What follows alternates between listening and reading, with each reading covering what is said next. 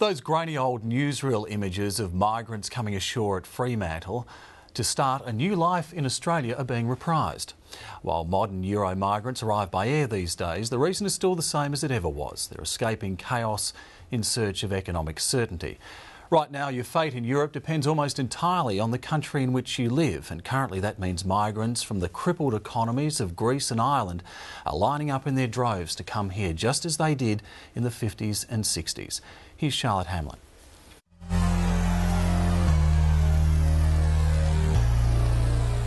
Parts of Europe are in economic chaos. The wealthy are keeping their heads down, the poor get poorer, middle-class unemployment is off the scale. Meanwhile, here we have a skills shortage. And the dream of the good life is enticing a new wave of European migrants to Western Australia. Apostolos Kouchavelis was born here, but his parents returned to Greece when he was 2 years old. 35 years on, he's back. The economic situation in Greece had become so bad, he was forced to abandon his own glazing business and uproot his young family to Perth in order to get work. It was like a nightmare. It's like you're working without any income, a lot of problems. You are getting very early from your home, you are getting back at home very late at night, and the main thing is it's the same circle. The same things every day. Give me the money, give me this money, you owe me money. Many things get very bad. Community leaders say this migration spike mirrors that of the 1950s and 60s, when Europeans flocked down under. They see it as the land of opportunity. In many respects, it's the land of the Wild West. Come out to Western Australia, come out to Perth, the most isolated capital city in the world, and potentially make your fortune, but at least look after your family. Now, the men and women that stepped off those migrant ships more than 60 years ago are providing support to a new generation of migrants. I'm being tapped on the shoulder quite a bit now by many of those older people who remember that time, and they're telling us exactly what they needed to do and what we need to do now to make sure we find housing for those people who are just lobbing here, to make sure their families are being looked after with schools, with food, with accommodation. But new arrivals are finding the adjustment to life in WA harder than expected. While there are jobs galore in the mining sector, the competition for work elsewhere is ruthless. Those who have moved to WA with the hope they can send money back to their families in Greece are facing a harsh reality. The cost of living in Western Australia is exorbitant. The people who are coming out are literally fending for themselves and their immediate family who they're bringing with them. There's just no fat around at the moment. Recruiter Natanya Clark says many are being fooled by the belief that there's an abundance of jobs here.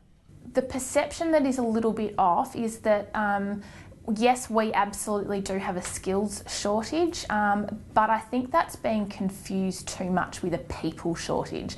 Particularly in Perth, they might be, say, working in a cafe whilst looking for a position that better suits their skills, and just, draining through whatever money they had in reserve because the cost of living is just so high. There was a 36% jump in the number of permanent residence visas granted in Australia last year, an increase of almost 75,000. But a complicated application process meant Greek citizens accounted for less than 50 of those visas. Recruiters and community leaders say while there's been a notable increase in the number of inquiries coming from Greece, it could be some time before they translate into arrivals. The Irish, meanwhile, are coming to Western Australia in droves. They're coming over here on those temporary visas, and they're dipping their toes in the water, having a look around, travelling. A lot of them doing a lot of travel sort of up and down the east coast, and then hearing about a boom in Western Australia and looking to go over and find positions there. To find some work so as I might pay my way. More flexible application criteria available to the Irish means the number of them living in the state on temporary work visas has increased by 150% in the past year alone. They've now become the third largest group of 457 visa holders behind the UK and India. One of them is Shona Ash.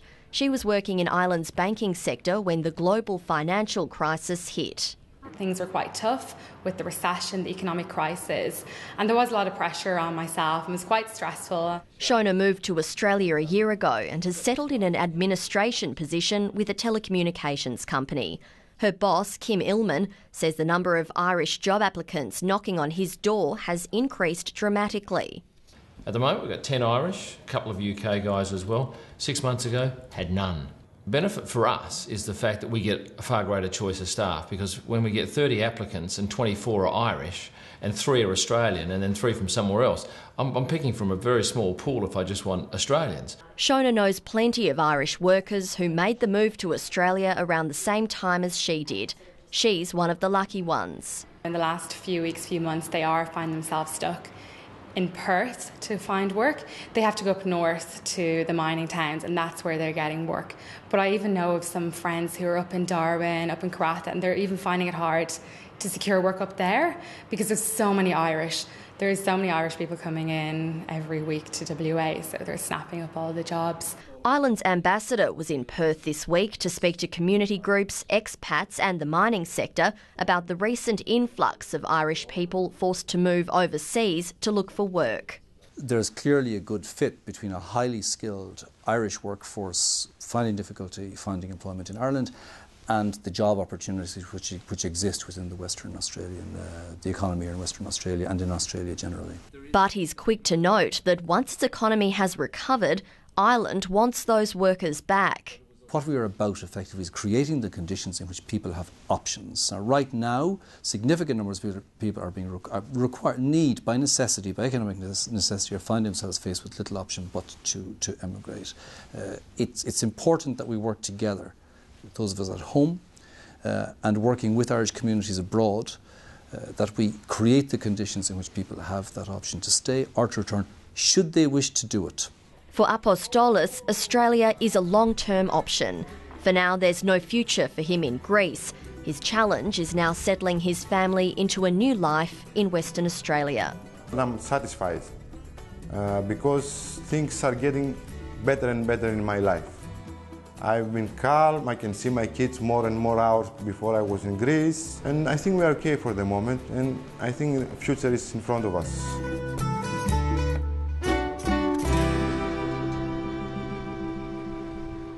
Charlotte Hamlin there.